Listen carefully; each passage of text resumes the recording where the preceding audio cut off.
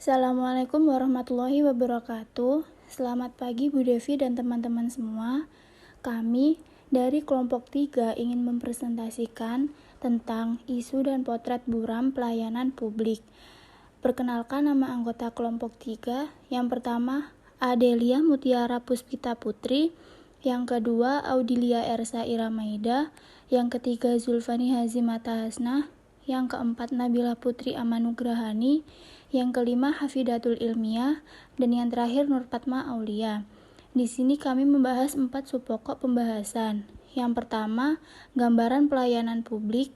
Yang kedua, permasalahan pelayanan. Yang ketiga, gejala patologi dalam birokrasi. Dan yang terakhir, tinjauan teoritik. Yang pertama, saya akan menjelaskan tentang gambaran pelayanan. Gambaran pelayanan adalah pemberi layanan keperluan orang atau masyarakat yang mempunyai kepentingan pada organisasi tertentu sesuai dengan aturan pokok dan tata cara yang telah ditetapkan. Yang selanjutnya, saya akan menjelaskan tentang pandangan pelayanan publik. Administrasi publik harus melayani warga masyarakat, bukan pelanggan, mengutamakan kepentingan publik, dan melayani daripada mengendalikan. Karakter dan nilai yang terkandung di dalam pelayanan publik tersebut harus berisi preferensi nilai-nilai yang ada dalam masyarakat. Karena masyarakat bersifat dinamis, maka karakter pelayanan publik juga harus selalu berubah mengikuti perkembangan dalam masyarakat.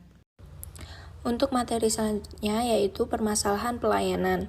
Ada 4. Yang pertama, rendahnya kualitas pelayanan publik.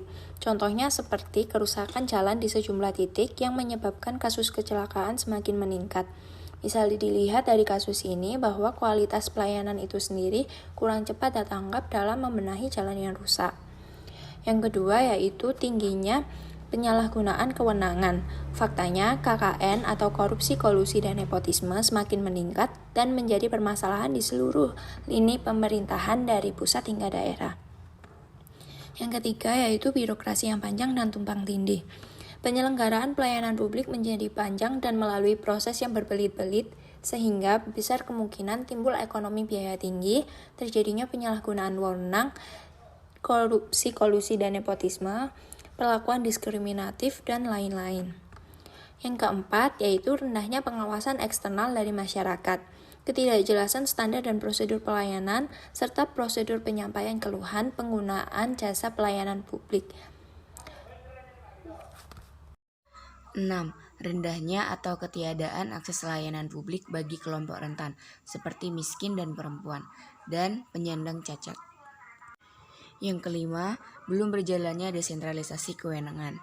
Penerapan desentralisasi kewenangan dan otonomi daerah juga merupakan prasyarat dalam rangka mewujudkan demokrasi dan pemerintahan yang menjunjung tinggi kedaulatan rakyat. Sentralisme kekuatan yang telah berjalan selama puluhan tahun menyebabkan birokrasi di daerah lamban dalam merespon problem-problem yang terjadi di daerahnya. 7. Buruknya kualitas penyelenggaraan pelayanan publik. Hasil sebuah survei tentang transportasi umum di Indonesia tahun ini menunjukkan kota Jakarta dan Surabaya tercatat sebagai kota yang memiliki layanan angkutan umum terburuk. Di Jakarta tak terhitung kecelakaan yang terjadi akibat perilaku supir angkut umum yang ugal-ugalan dan menyebabkan penumpang kehilangan nyawa secara tragis. Sementara kereta rel listrik sebagai alat transportasi umum alternatif dengan ongkos cukup terjangkau di Jakarta merupakan sumber cerita-cerita miris, seperti terjadinya pelecehan seksual, kecopetan, kecelakaan seperti kosentrum dan terjatuhnya dari KRL. Selanjutnya ada gejala patologi dalam birokrasi menurut Sondang P. Siakian, yaitu yang pertama, persepsi gaya manajerial para pejabat di lingkungan birokrasi, yang berarti bahwa keseluruhan perilaku dan gaya manajerial yang semestinya digunakan oleh para pejabat pimpinan pada semua jenjang hierarki organisasi adalah bertumpu pada gaya demokratik. Persepsi yang tidak tepat dan perilaku serta gaya manajerial yang menyimpang dari prinsip-prinsip demokrasi dapat menjadi penyebab timbulnya patologi tertentu dalam birokrasi pemerintahan. Kemudian yang kedua ada rendahnya pengetahuan dan keterampilan para petugas pelaksana berbagai kegiatan operasional. upaya meningkatkan produktivitas kerja dan mutu pelayanan yang diberikan oleh para anggota suatu birokrasi pemerintahan kepada masyarakat harus pula dikaitkan dengan pengetahuan dan keterampilan para anggota birokrasi tersebut. Artinya, rendahnya produktivitas kerja dan mutu pelayanan tidak semata-mata disebabkan oleh tindakan dan perilaku yang disfungsional, akan tetapi sangat mungkin karena tingkat pengetahuan dan keterampilan yang tidak sesuai dengan tuntutan tugas yang diemban.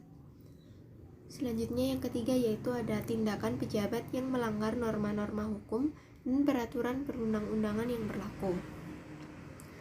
Nah, karena hakikat peranan, kedudukan, dan fungsi para anggota birokrasi pemerintahan dituntut untuk selalu taat kepada semua ketentuan perundang-undangan yang berlaku secara umum. Bahkan sesungguhnya tuntutan ketaatan itu lebih berat bagi para pegawai negeri karena di samping harus taat pada semua peraturan perundang-undangan yang berlaku secara umum, mereka juga harus tunduk dan taat kepada berbagai peraturan yang berlaku khusus bagi pegawai negeri. Yang selanjutnya adalah tinjauan teoritik.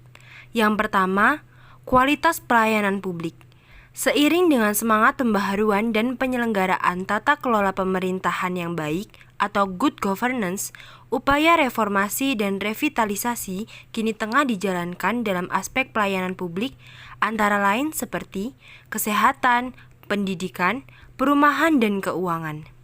Pada intinya, good governance adalah perbaikan kualitas pelayanan publik dan peningkatan keadilan serta kesejahteraan rakyat. Cara yang tepat untuk dapat meningkatkan efektivitas pengelolaan pelayanan publik adalah dengan melakukan reformasi pengelolaan dan pertanggungjawaban kinerja seluruh instansi pemerintah.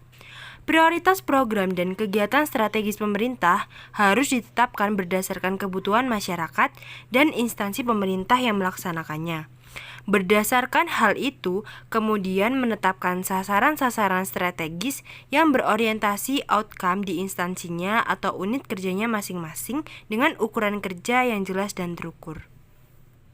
Yang kedua yaitu pengembangan pelayanan publik manajemen. Pelayanan publik merupakan bagian dari administrasi modern dalam rangka menyelenggarakan kebutuhan masyarakat. Dalam kaitannya dengan pelayanan publik, budaya sebagai abdi masyarakat yang juga abdi negara sudah bukan waktunya lagi harus menunggu petunjuk dari atasan terlebih dahulu baru melayani masyarakat. Prinsip moral harus ditegakkan ke dalam manajemen pelayanan publik, walaupun hal tersebut adalah upaya yang tidak mudah karena harus mengubah pola pikir yang sudah lama menjiwai aparatur pemerintah. Demikian presentasi dari kelompok kami. Apabila ada kurang dan lebihnya, kami mohon maaf. Untuk teman-teman yang berkenan bertanya, bisa langsung saja menuliskan pertanyaannya di kolom komentar.